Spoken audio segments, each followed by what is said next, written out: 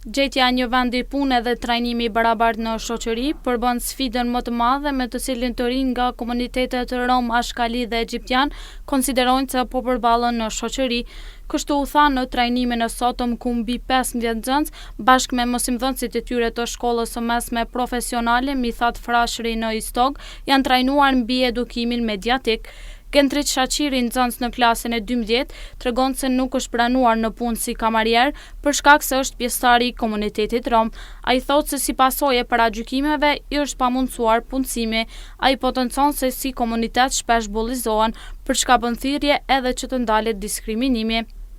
Si komunitet në shkollë në varet tash prej personit mos po në varet, si shoh personit, çfarë zëndje është, qysh din me fol, qysh din me konë shoqni, këtë në varet për kësaj.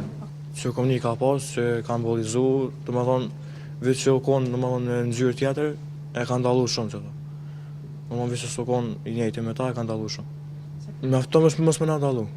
Vetë që ka një rast konkret për veten, unë s'ko mund me një për shembull me një punë, jo që janë konë shefat racista, po për shkaku mysterive, që me thonë ky kamaj i komunitetit, kështu, veç për këtë arsye s'u mund me një për shembull, me një lokal.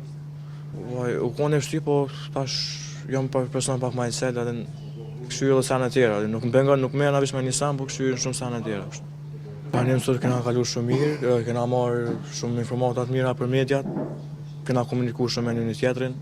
Ndër të tjera, Shaqiri konsideron se nga trajnimi i sotëm ai ka marrë informacionet të nevojshme sa i përket medias.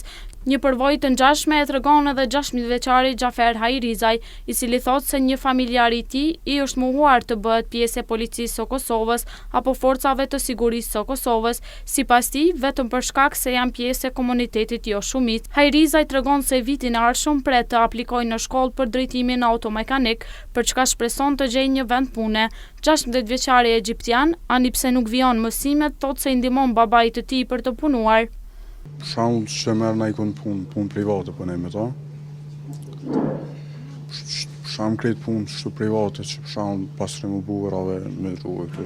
Po për pres vitin tjetër për më regjistru, një ndërtim tjetër. Çfarë pozicion? Këtu për automekanik. Ka ndodhur edhe raste po edhe jo. Për shembull si bullizimet që kanë bërë po pesjapet. Sot diçka keq, se marra për zemër. Shumë mirë. Adin që e kena mësu diçka, qasë sekundit. Për shembull që më di që ka dhe të rejshëm edhe... E kum di që ka dhe të rejshëm, po ma shumë i kum besu.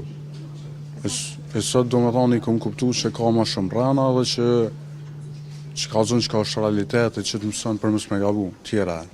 Për shembull më najmë drejtat, për shembull që atë drejtim që duajmë, për shembull në realizu andrën për punë, ikon që s'muja me hina. Me najmë shansën ona, me hinë që aty ku janë sikret. Kanë ndodhur për shembull gjithëm, se kam pranuar që do më thonë që ka kryer shkollën, se kam pranuar policia së FSK sa më di. Lidhur me trajnimin e mbajtur sot në të cilën u diskutua për keqinformimin, dezinformimin dhe dinamikën e medias, Hajrizaj thekson se tani tutje do të ketë mendim kritik rreth shkrimeve në media. Për diskriminim të komuniteteve në aspekte të ndryshme, e thotë edhe nxënësi në klasën e 10 Liridona Jetaj, i cili ka zgjedhur të bëhet metalpunues. Ai potencon një rast kur një shok i tij nga komuniteti egjiptian me rezultate të shkëlqyera është lënë anash në shkollë, me të kuptuar se është pjesë e komunitetit jo shumicë. Jetaj shpreson që në të ardhmen t'i jepet mundësia të punojë si metalpunues apo moler dhe mos të ketë diskriminim vetëm pse i takon pjesëtarëve të komuniteteve jo shumicë. Mendoj me punu këtë drejtim që kam zgjedhur ose moler. Besoj që po, se sot ka shumë racista. Mendova të ndjek këtë profesion që jam duke mësuar tash, dhe shpresoj që mos të kem problem për të gjetur vendin e punës dhe që mos të më diskriminojmë që jam në komunitetin egjiptian. Sot kemi kaluar shumë mirë, kemi mësuar për lajmet fake që janë dhe kemi mësuar që nuk duhet t'i besojmë të shumë medjave dhe që nga ky trajnim kam mësuar që nuk duhet t'i besojmë të gjitha medjave, aq shumë sa i kam besuar deri dje. Është shumë më mirë për neve që të ketë më shumë trajnime si kën herave tjera. Një shok është në shkollën ekonomike në Pej dhe atë nuk e kanë ditur që është në komunitetin egjiptian, por kur e kanë marrë vesh, ai me të vërtetë ka qenë shumë i mirë dhe kanë marrë më shumë në pyetje, janë merrur me të, po kur e kanë kuptuar që është në komunitetin egjiptian, nuk janë merrur aq shumë me të, kanë lënë pak më anash, dhe janë merrur vetëm me tjerët.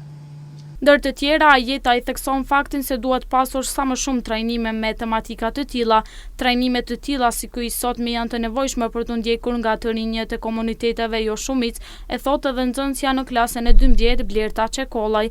Ajo thekson se pjesa ku është diskutuar për lajmet e rreme i ka bërë më shumë përshtypje. Për këtij trajnimi më ka lënë përshtypje shumë që kemi fol për mediat që nuk janë informacionet sakta dhe të pasakta, domethënë ka lajme të këqija të mira që po kam qef me ditë edhe çka është e vërtetë, çka s'janë të vërteta, kam qef me ditë tanasenet. Po ashtu edhe Abedin Bujupaj, profesori i elektronikës dhe njëherë zyrtar i qendrës për karrierë në SHMPL Mithat Frashëri në Istok, thotë se edukimi mediatik është më së i nevojshëm, derisa shton se nxënësit kanë shumë nevojë për kësaj lloji trajnimesh.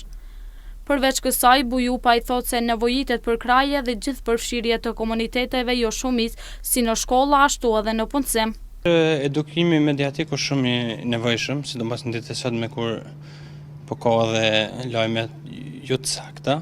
Unë shumë jam i gëzuar që sot jemi pjesë e këtij trajnimit me nxënësit e shkollës tonë. Pjesa e punës në grupe që shkëmbejnë informacione të ndryshme njëri me tjetrin, kjo është diçka që është e mirë për nxënësit tonë.